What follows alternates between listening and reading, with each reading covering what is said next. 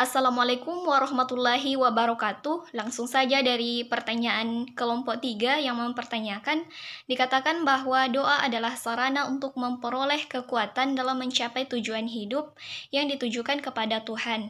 Jadi, apakah kita harus tetap berdoa meskipun takdir itu telah ditentukan? Dan kita ketahui bahwa takdir itu telah ditetapkan kepada kita sebelum kita lahir ke dunia. Sebelumnya kita ketahui bahwa doa adalah bagian daripada ibadah yang di dalamnya berisi permintaan, permohonan, pengharapan kepada Allah Subhanahu wa taala terkait dengan sesuatu hal. Nah, jika dikaitkan dengan pertanyaannya apakah kita harus tetap berdoa meskipun takdir itu telah ditetapkan? Ya, kita harus tetap berdoa meskipun takdir itu telah ditentukan sebelumnya. Karena berdoa bukan berarti mengubah takdir, namun berdoa berarti meminta pengharapan kepada Allah Subhanahu wa taala agar diberi kemudahan, diberi pertolongan, diberi ketenangan, diberi kemampuan untuk menjalani takdir yang telah ditetapkan itu. Dan berdoa adalah sarana untuk lebih mendekatkan diri kepada Allah Subhanahu wa taala sebagai bentuk kepasrahan diri kita, sebagai bentuk bahwa kita menyatakan bahwa diri kita ini lemah, kita senantiasa butuh Allah dalam segala hal apapun. Berdoa juga berarti menunjukkan ketaatan dan kecintaan kita kepada Allah Subhanahu wa taala dengan seraya meminta pertolongannya, meminta bimbingannya dalam menjalani segala hal. Dan ketahuilah bahwa orang yang paling sombong adalah orang yang enggan atau tidak mau berdoa kepada Tuhannya. Allah Subhanahu wa taala menjelaskan dalam Quran surah Ghafir ayat 60, "Wa qala rabbukum ud'uni astajib lakum." Berdoalah kepadaku, niscaya akan kuperkenankan. Innal ladzina yastakbiruna an ibadati sayadkhuluna jahannam. Sesungguhnya orang-orang yang sombong, tidak mau menyembahku, tidak mau beribadah kepadaku, adalah orang yang akan dimasukkan ke dalam neraka jahanam. Ayat ini menjelaskan bahwa Allah menyuruh kita untuk berdoa kepadanya. Niscaya apa yang kita harapkan itu, apa yang kita minta itu, insya Allah akan perkenankan kepada kita. Dan orang yang sombong, tidak mau beribadah kepadanya, tidak mau berdoa kepadanya, tidak mau menyembahnya, ialah orang yang akan dimasukkan ke dalam neraka jahanam. La yaruddul qada illa du'a. Tidak ada yang bisa merubah takdir selain daripada doa. Allah kuasa dalam mengubah suatu takdir. Dan perlu kita ketahui, memang takdir sudah ditetapkan kepada kita sebelum kita lahir di alam dunia ini. Namun perlu juga kita ketahui bahwa takdir itu terbagi atas dua, yaitu takdir mu'allaq dan takdir mubram, yaitu takdir yang dapat diubah dan takdir yang tidak dapat diubah, seperti misalnya kematian, jodoh. Sedangkan takdir yang dapat diubah ini, manusia mempunyai potensi dan peran untuk mewujudkan apa yang ia inginkan tersebut. Nah, terkait dengan takdir dan doa, kita dapat mengambil suatu perumpamaan, misalnya seorang pemain dan permainan. Seorang pemain dapat memainkan permainan yang telah ditentukan, tetapi ia tidak dapat mengubah aturan permainan. Nah, berdoa ini dapat dianggap sebagai permainan yang telah ditentukan, di mana kita memainkan peran kita dengan berdoa dan meminta kepadanya yang telah menentukan segala sesuatu dan apa yang terjadi pada kehidupan kita. Dan apa yang akan dihasilkan daripada doa kita tersebut. Baik, selanjutnya saya akan menjawab pertanyaan dari kelompok 6. Agama memiliki banyak fungsi dalam kehidupan individu. Salah satunya adalah agama sebagai sarana untuk mengatasi frustasi, di mana menurut psikolog bahwa keadaan frustasi itu dapat menimbulkan tingkah laku keagamaan. Jadi bagaimana agama membantu individu untuk merespon frustasi dengan cara yang konstruktif, misalnya memaafkan, mengendalikan emosi, atau mencari solusi yang lebih baik. Pertama, saya akan menjelaskan terlebih dahulu apa itu frustasi. Frustasi adalah rasa jengkel dan kesal akibat sesuatu yang terhalang. Rasa frustasi ini bisa terjadi dalam berbagai situasi seperti ketidakmampuan untuk mencapai sesuatu, kegagalan dalam mencapai tujuan, atau adanya hambatan yang tidak diharapkan. Nah, saat situasi ini terjadi, maka agama dapat membantu individu untuk merespon frustasi dengan cara yang konstruktif melalui beberapa strategi. Yang pertama, Agama dapat membantu individu memaafkan dan mengendalikan emosi negatif yang timbul dari frustasi. Allah Subhanahu wa taala berfirman dalam Quran surah Al-Baqarah ayat 153 yang berbunyi, "Ya ayyuhalladzina amanu ista'inu bis-sabri was-shalah, innallaha ma'as-sabirin." Yang artinya, wahai orang-orang yang beriman, jadikanlah sabar dan salat sebagai penolongmu. Sesungguhnya Allah bersama orang-orang yang bersabar. Dalam Islam, kita diperintahkan untuk bersabar lalu menunaikan salat, sebab dalam beberapa situasi kita memang dianjurkan untuk menenangkan terlebih dahulu diri kita, sebab banyak hal buruk yang bisa terjadi apalagi dalam keadaan frustasi lalu kita langsung mengambil keputusan atau tindakan. Maka dari itu, bimbingan spiritual seperti memperbanyak ibadah dan mencoba menjadi pribadi yang tenang serta meningkatkan pengetahuan dan pemahaman tentang agama sehingga dapat menerapkan nilai-nilai agama dalam kehidupan sehari-hari, termasuk dalam menghadapi frustasi. Yang kedua, agama membantu individu mencari solusi yang lebih baik dalam menghadapi frustasi. Dalam kajian psikolog agama, ada berbagai faktor, termasuk dalam kajian psikolog agama, perilaku keagamaan dapat dipengaruhi oleh berbagai faktor, termasuk pengalaman dan pengamalan. Faktor-faktor yang meliputi yang pertama, pengalaman keagamaan. Pengalaman keagamaan ini, kalau dari pengalaman keagamaan yang positif, akan melahirkan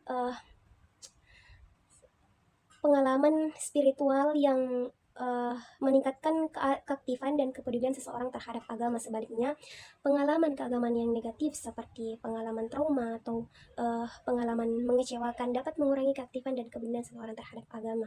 Kemudian, pengamalan keagamaan. Pengamalan keagamaan yang konsisten dan rutin seperti melaksanakan sholat, berpuasa, atau membaca Al-Quran dapat meningkatkan kesadaran dan pengalaman keagamaan seseorang. Sebaliknya, jika pengalaman atau pengamalan keagamaan yang tidak konsisten atau tidak rutin dapat mengurangi kesadaran dan pengalaman keagamaan seseorang. Kemudian faktor lain juga bisa dipengaruhi oleh faktor lingkungan, faktor pendidikan, dan faktor motivasi.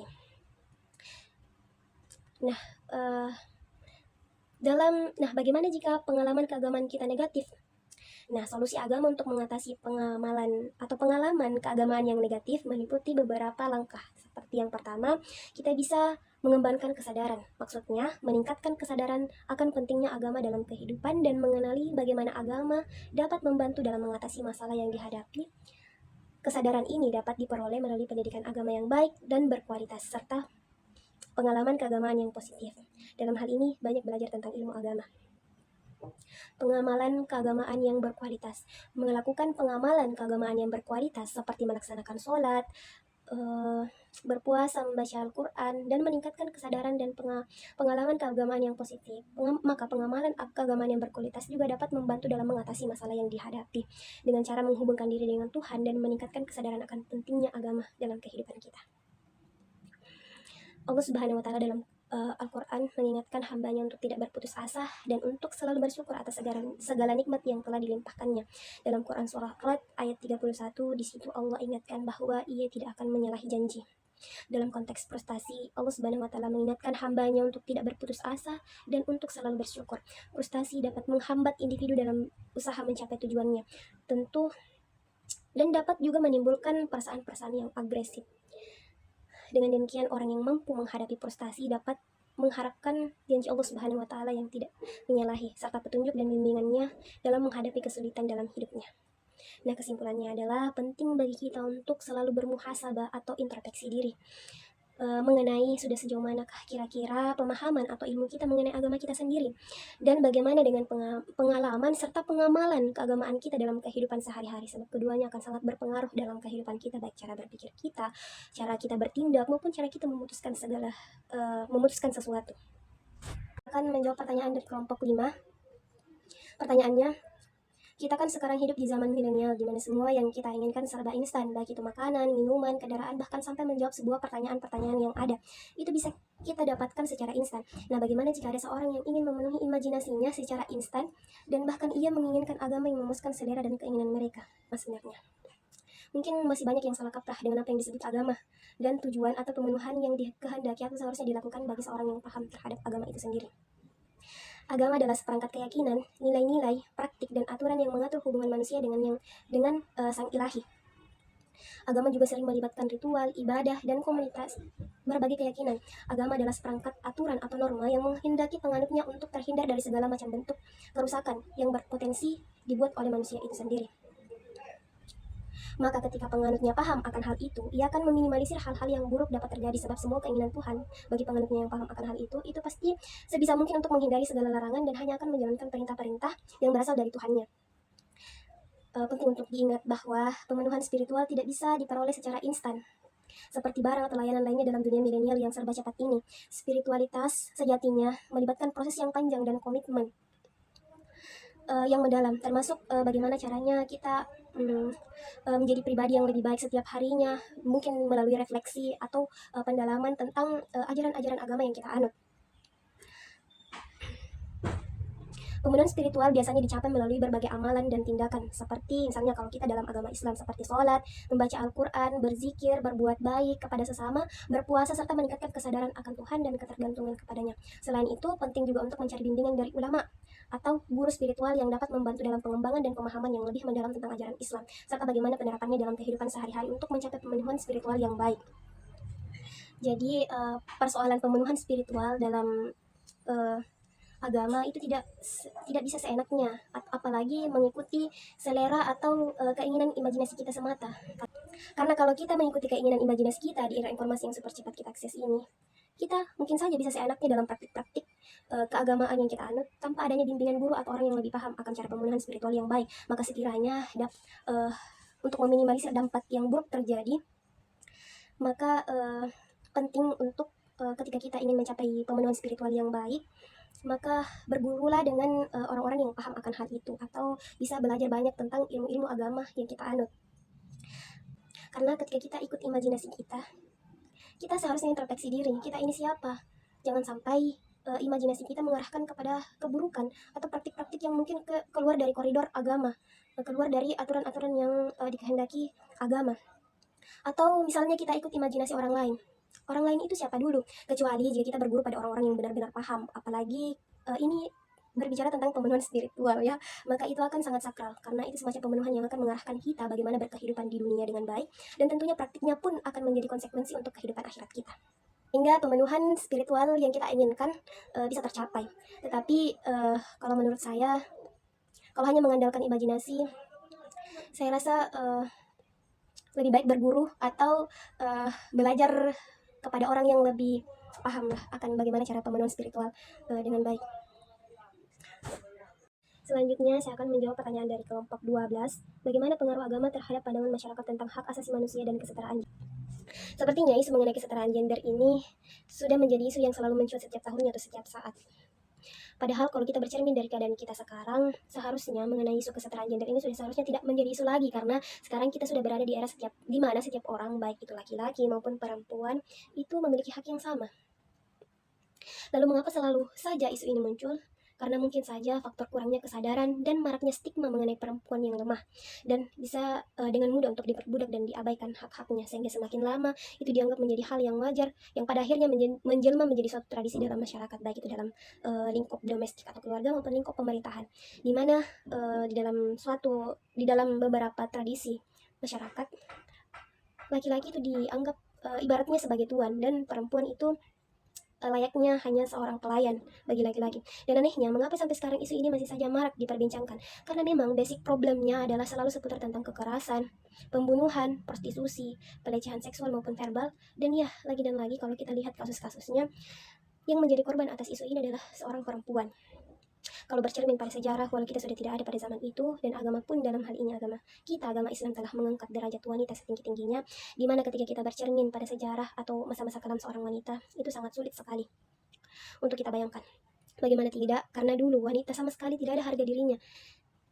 Dia dianggap sebagai pembawa kesialan, diperbudak, dan diperlakukan tidak adil. Dan bahkan saking parahnya adalah seorang bayi perempuan dibiarkan dikubur hidup-hidup. Bayangkan betapa rendah dan hinanya kaum perempuan pada masa itu. Ia hanya dianggap sebagai sekelompok manusia yang hina dan hanya dijadikan budak nafsu pemuas nafsu, dijadikan budak dan pemuas nafsu laki-laki. Nauzubillah min dzalik. Lalu dikarenakan kaum perempuan tak selamanya menginginkan hal ini terjadi, maka timbullah gerakan yang disebut sebagai gerakan feminisme, gerakan yang menghendaki adanya persamaan hak dan keadilan untuk kaum perempuan yang selama ini telah ditindas dan diabaikan hak-haknya. Ia ingin mendapatkan pendidikan yang layak dan agar wanita juga bisa bersaing bebas dalam proses industrialisasi dan pembangunan di kalangan masyarakat. Nah, feminisme ini muncul dikarenakan adanya kesenjangan, ketimpangan, dan ketidakadilan hak asasi yang dirasakan masyarakat, tepatnya kaum perempuan. Karena isu kesetaraan gender ini, maka ketika kita kaitkan pada perspektif agama, bagaimana pengaruh agama, bagaimana agama dalam hal ini Islam memandang kesetaraan gender. Pertama, kita harus tahu apa itu gender. Gender adalah perbedaan tanggung jawab, peran, fungsi, atau norma yang membedakan antara laki-laki dan perempuan. Yang dimana norma ini atau aturan ini atau peranan ini itu sebenarnya hanya hasil konstruksi dari budaya, artinya masyarakat sendiri yang buat perbedaan-perbedaan ini. Nah, agama dalam hal ini, Islam adalah agama yang menghendaki dan mengatur segala aspek kehidupan manusia agar sesuai dengan koridornya masing-masing, dengan tujuan menghindarkan kita dari perilaku yang menyimpang atau mengarahkan kepada keburukan.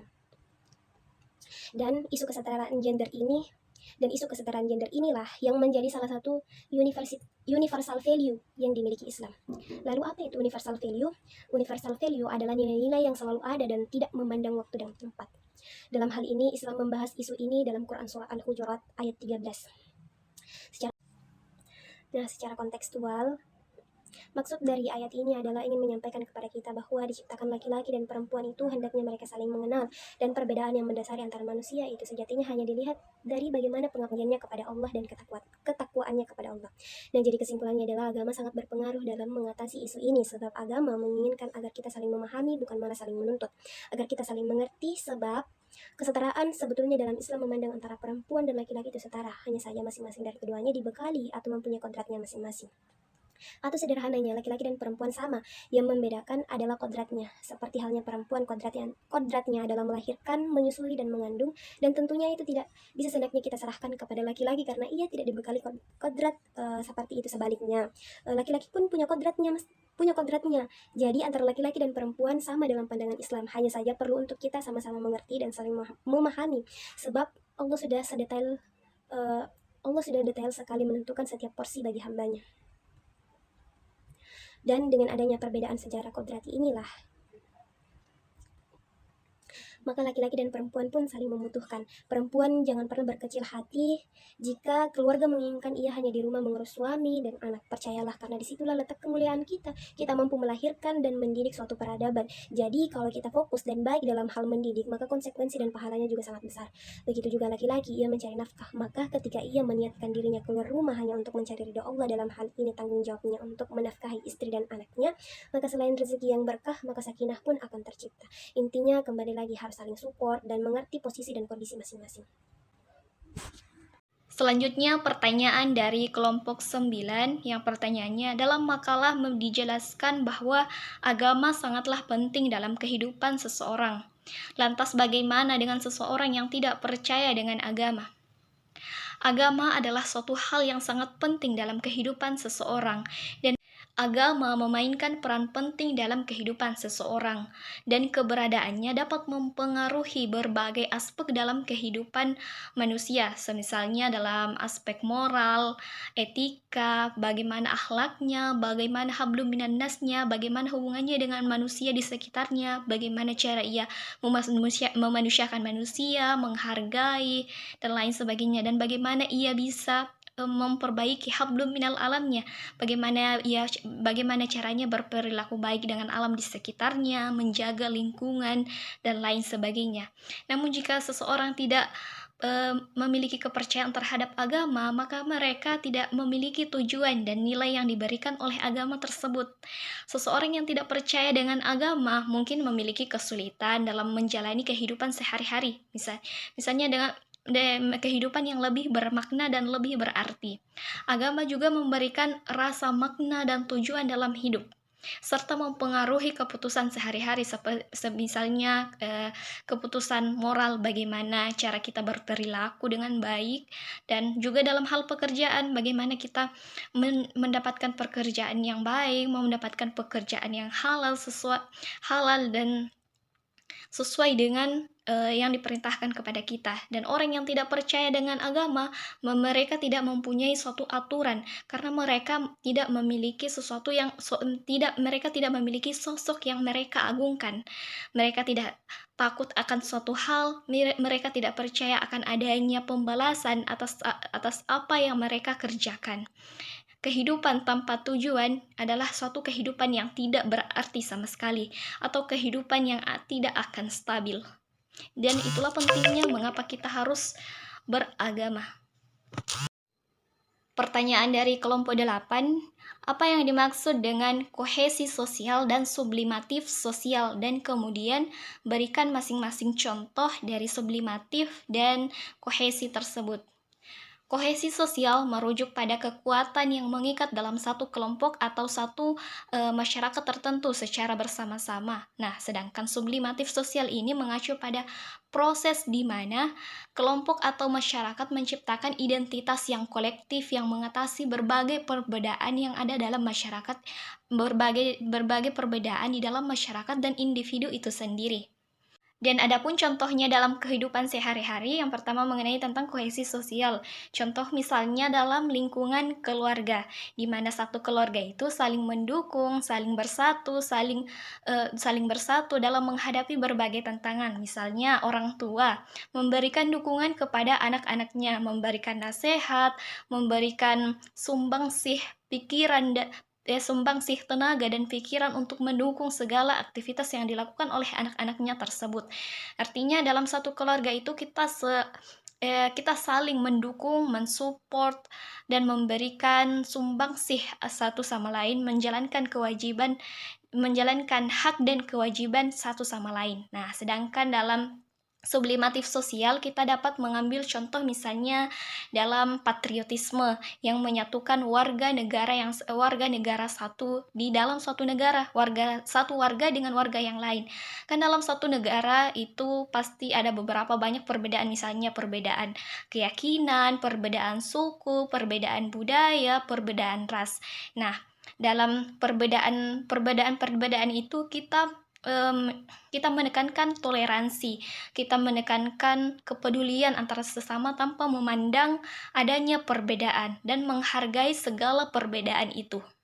Selanjutnya pertanyaan dari kelompok 10, yaitu bagaimana agama mempengaruhi sikap dan perilaku terhadap orang lain, terutama yang berbeda keyakinan dengan kita. Agama dapat mempengaruhi sikap dan perilaku seseorang terhadap orang lain dalam berbagai aspek, seperti misalnya penerapan nilai-nilai toleransi, kejujuran, kebaikan terhadap sesama, dan lain sebagainya. Dalam Islam misalnya, agama mengajarkan seseorang untuk menghormati dan menghargai agama lain, serta tidak menghina dan menghujat mereka, dan tidak menghina dan menghujat agama orang lain tersebut yang berbeda keyakinan dengan kita. Agama juga dapat mempengaruhi perilaku seseorang dengan cara mengembangkan kesadaran akan kebersamaan dan menghormati orang lain yang ada di sekitar kita. Dalam beberapa kasus, agama dapat membantu seseorang mengembangkan kepedulian terhadap agama orang lain yang berbeda keyakinan dengan kita, seperti dengan menghargai perayaan hari besar keagamaan umat agama lain. Allah Subhanahu wa taala menjelaskan dalam Al-Qur'an, la ikraha fid din, tidak ada paksaan dalam menganut agama Islam. Qad tabayyana rusydu minal ghayy, sesungguhnya jelas perbedaan antara jalan yang benar dan jalan yang salah.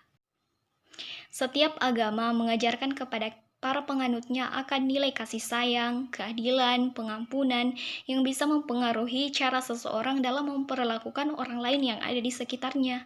Namun, pengaruhnya itu dapat tergantung daripada individu tersebut, tergantung daripada interpretasi individu itu sendiri terhadap ajaran agama dan faktor-faktor lain dalam kehidupan mereka.